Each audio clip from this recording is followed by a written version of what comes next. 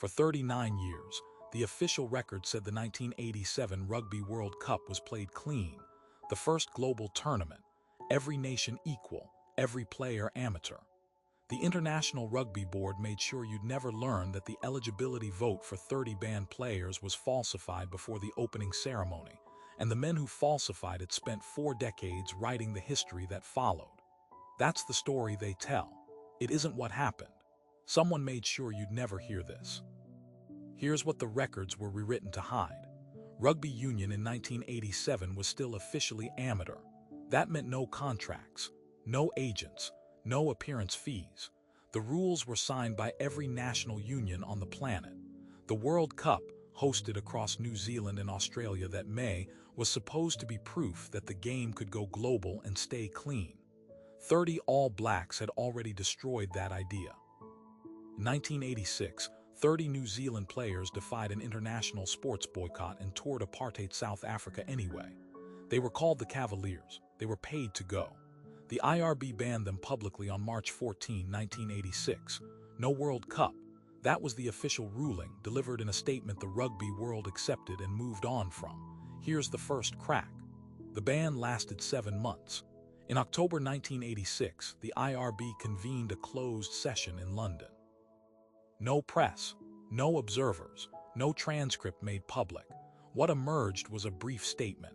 The Cavaliers would serve a 2-game suspension at provincial level, then be cleared for the World Cup. The statement said the decision was unanimous. It wasn't.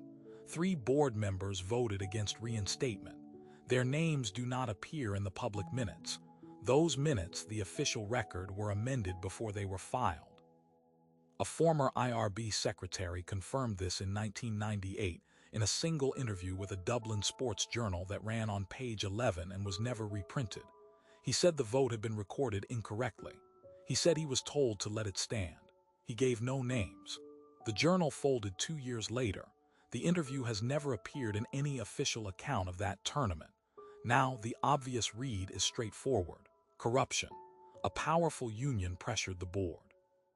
New Zealand rugby was too valuable to the tournament's commercial future. The All Blacks had to play, that's true, but it's not the part they buried, because the Cavaliers weren't the only ones getting paid.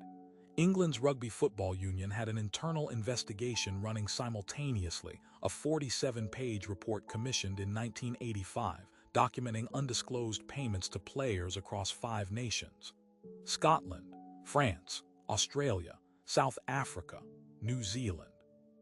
The report was completed in February 1987, 6 weeks before the World Cup began. The IRB received a copy. It was never made public. No action was taken. Here's what they actually covered up.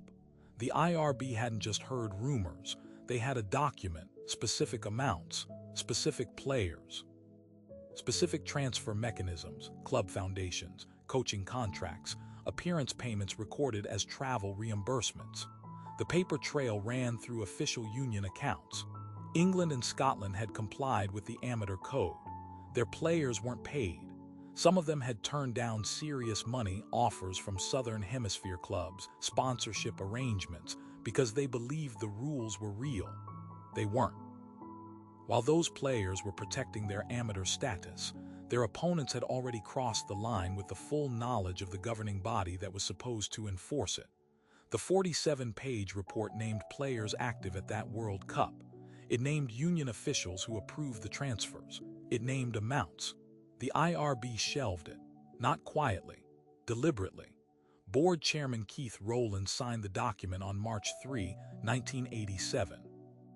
A former RFU staffer who saw the original said there was a handwritten note on the cover page. Not for distribution, not for record. That's the 39 years. Not an oversight, not a technicality. A decision made by specific men with specific names to let some nations cheat while others played clean, then seal the evidence before anyone could call it what it was. What it cost was real. England lost the 1987 World Cup semi-final to Australia by 6 points.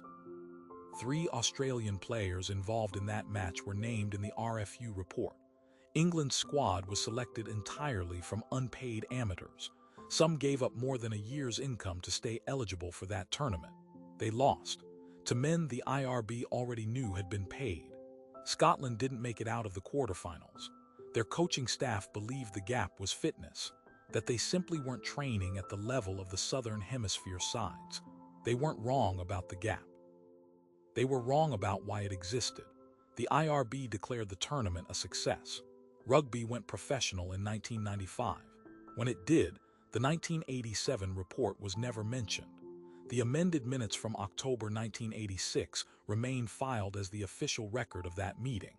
The original 47-page document has never been released. Rowlands died in 1997. The RFU staffer who saw the cover note has never spoken publicly again. Somewhere those pages still exist. The question isn't whether the cover-up happened. The question is who still has the file and what else is in it.